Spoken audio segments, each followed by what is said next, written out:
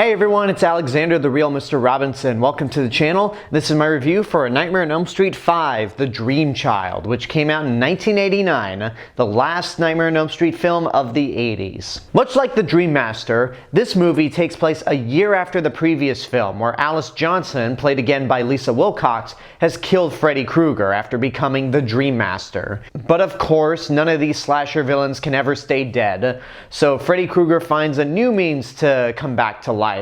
And in this case, it's through Alice's unborn child. What happened is that Alice, her group of friends, and her boyfriend Dan have all graduated high school. But before all that happened, Alice and Dan have had sex, and Alice ends up becoming pregnant, but doesn't learn about this until after Dan has been murdered by Freddy Krueger.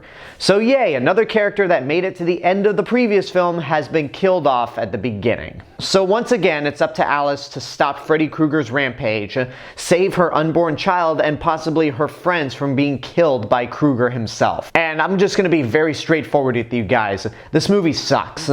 I know that's probably not an unpopular thing to say about this film because this is considered one of the worst, but goddamn, I didn't expect it to be this boring. There's really not a whole lot going on in this film. I'll talk about the good stuff first of all. It's got some really creative production design. Nothing too different from the previous films, but I've always liked the production design of these Nightmare on Elm Street films. Because the movies can take place in dreams, they get really creative with the scenarios, and they always look good at the end of the day. I think Lisa Wilcox is once again really good as Alice, although it's incredibly frustrating to watch this movie as Alice is trying to convince her new group of friends about Freddy Krueger, but none of them seem to buy it, especially Yvonne, who just keeps blowing Alice off saying, calm down, you're in shock, you're crazy. Okay, she doesn't exactly use the words crazy, but it's so frustrating to see this character specifically deny what Alice is saying. And even when two of their friends have mysteriously died so close to each other, she doesn't find that at all suspicious. So this is probably the first Nightmare on Elm Street character that I've actively despised, just because she will not believe Alice. And of course, much like with Sheriff Thompson in the first Nightmare on Elm Street movie, she only starts to believe Alice when it's too late. And once it finally gets to that point, I really expected Alice to say exactly what Nancy did in the first movie. Now do you believe me? So yeah, that's frustrating. But before I get fully into the negatives, I think a lot of the kills in this film are pretty creative. They're bloodless, but they're very inventive. That's another thing along with the production design of these movies, is that the kills can be really inventive as well. My favorite kill in the movie has to be with Alice's friend who wants to try to be a comic book artist. He falls asleep and dreams that he's one of these heroes that he's created. And of course, Freddy Krueger kills him, but he's killed in a way where this character turns into a paper cutout of himself. The color drains from his body, and it's essentially Freddy Krueger just hacking up a bunch of paper. It's kind of cheap, but considering that this is a Nightmare on Elm Street movie, they just say, okay, how can we make this kill as creative as possible? Because the MPAA can't really let us go all out in terms of gore and violence. And we're not as cheap as the Friday the 13th movies, which cut away from the violence. Especially considering that this is the same year Jason Takes Manhattan came out, which has undoubtedly the worst kills of that franchise. So this movie at the very least was smart enough to replace the gore with creativity, and I'll give him credit for that. But at the end of the day, there isn't anything worthwhile about this movie. The plot is a convoluted mess. You'd think it would be very straightforward. I mean, it's as creative as some of the other Nightmare plots, so I would have thought that its execution would have been better, but no. Throughout most of this movie, not only did I find myself really bored, but also flat out confused.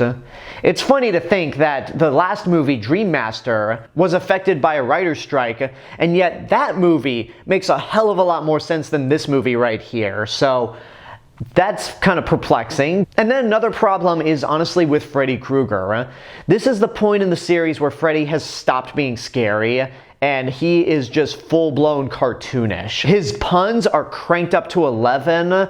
He is dressing up in really ridiculous outfits, whether it's the chef or Super Freddy, or where he's riding on a skateboard. What the hell is up with that? And the backstory involving Freddy Krueger, it just really starts to demystify this character, because Freddy Krueger was at his scariest when you realized, yeah, he was a child murderer who got off on a technicality, so the parents killed him, but he got revenge by killing these kids in their dreams. I think that's really all you need to know, just like how Michael Myers is pure evil. That's it. That's all you need to know. Now, I should mention right now, as I'm recording this review, Halloween Kills has not come out yet, so I have no idea if that movie decides to explore Michael Myers' backstory. So don't leave comments in there saying, have you seen what Halloween Kills did? Because I don't know. But back to Nightmare on Elm Street. One of the other ridiculous moments in this movie is when the manifestation of Alice's unborn child starts imitating Freddy Krueger and spews out these ridiculous lines to try to out Freddy Krueger. And it's so stupid, so terrible, and at the same time, this movie left me so bored that I saw that sequence and went, you know, I'll take anything, and at least that's entertaining. And that's all I have to say about The Dream Child. This is the first Nightmare on Elm Street movie that I really do not recommend, because for all the faults that Dream Master had, it's entertaining and creative enough to a point where you're at least invested, even if it's by a tiny bit.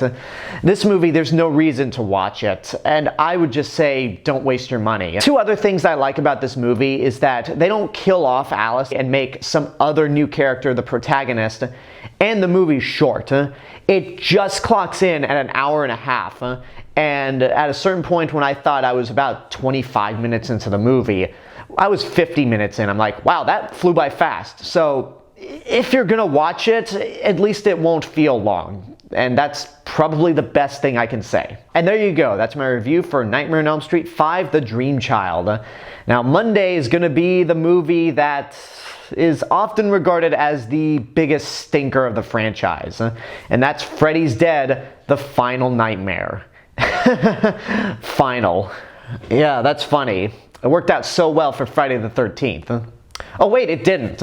But we'll get to that movie on Monday. First, I want to know what you guys think about The Dream Child. If you've seen it, what did you think? Whatever the case may be, let me know in the comments below. And until next time, this is the real Mr. Robinson telling you there's only one. Hello everyone, I just wanted to say thank you all for watching my review for A Nightmare on Elm Street 5, The Dream Child. Make sure you like the video, subscribe to the channel, and hit the bell button to get notifications. Don't forget to follow me on Facebook, Twitter, Instagram, go check out my Twitch channel, and support me on Patreon. I'll see you guys in the next video, but until then, have a good day and take care of yourselves.